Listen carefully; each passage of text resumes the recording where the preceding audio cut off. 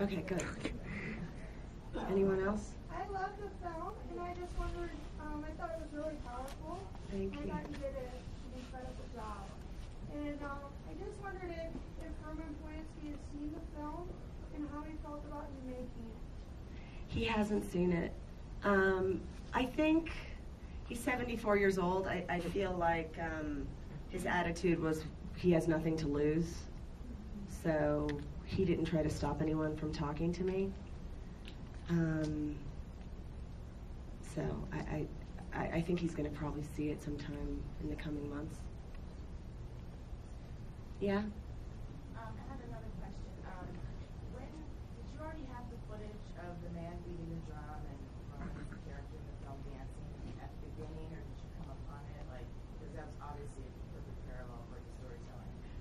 Yeah, that was a great moment where we were completely stuck because we had pictures of the judge, but kind of related to that other guy who asked a question about the judge.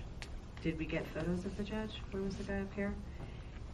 No, I was asking if you were discouraged to reserve. Yeah, no, we were discouraged by one guy who actually moved to France and didn't leave us his photos.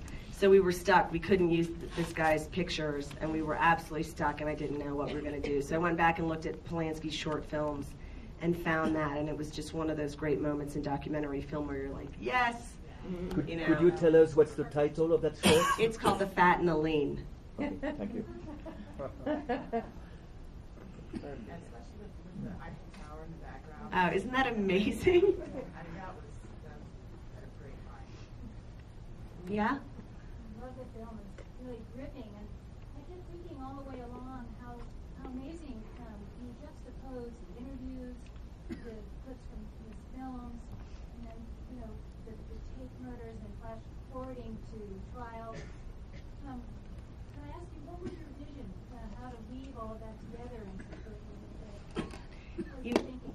You know, it's funny. I thought of this the other day. I completely forgot. The scene when Polanski lands in Europe, the plane when he's landing, and there's a French voice that says, he has a dark side, a sad side, a veiled side. When I cut that together, I was like, this is what I want my movie to be like. And it took a very long time to get to that level. I mean, you have a vision, but it's very hard. I mean, I didn't have Polanski, the judge was dead. A lot of kind of lawyers talking, they're kind of dry. I mean, it was very difficult to put together.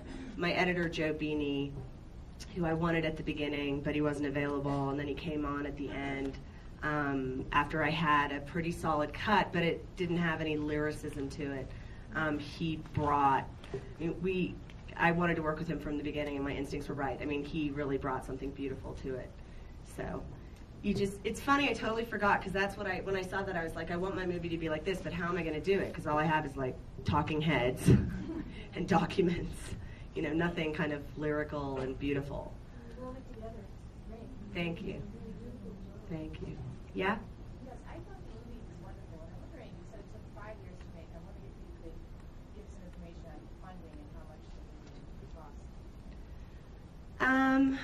Well, 5 years to make. It was 2 years kind of trying to get funding. It was a French production for a while, and then it took too long, and as a pushy American, I took it back. And found money here. And then the BBC got involved. I don't know, no one's asked us the budget. Yeah. I mean, it started in stages. We had a little bit of money to do the interview section, and then we got more money in post, and then, as the cut developed, obviously, we kept getting money to finish the film, so it wasn't like we had a specific amount of money all at once. We just needed to keep getting more, and we're not going to tell you how much it costs. More. And not enough that I had to work other jobs at the same time. Well, I had a baby. Anyone else? Hey, I've got a question. I think it's a brilliant film. I was blown away by the film, actually. And I wondered, when you started, what was your perception of Polanski, who he was, his character, and how, over the 5 years, did that evolve, and where did you end up as a filmmaker? terms of how your perception of him may have changed over that period of time, if it did? I mean, my perception of him is always changing. You know, I was, the thing that interested me the most and what I discovered about him was that at a certain time in his life, he had a lot of hope, which is never presented about him. You know, right after Rosemary's Baby, when he was married to Sharon Tate, he was the hottest thing in Hollywood, and they were so happy. And I tried to create that in the film. Instead of just showing her being murdered, I tried to show, like, that, you know, he had a life after surviving the Holocaust. You know, I think he's a charmer. I ended up meeting with him when I went to Paris, because he said no to the interview, but I was going to Paris anyway. And I met him at night, and I thought, oh, drat, I wish I could meet him in the day, because he's so charming. You know, I thought you guys would laugh, but really, he's such a charmer. I've always been fascinated by him, and that's why I wanted to interview him. I mean, he's eloquent, funny, you know, a devil. He's so many different things, and not afraid of it. So, and then I did get to have lunch with him as well, and I saw him in the daytime, and that was really good, just to kind of see his face, you know, his old face.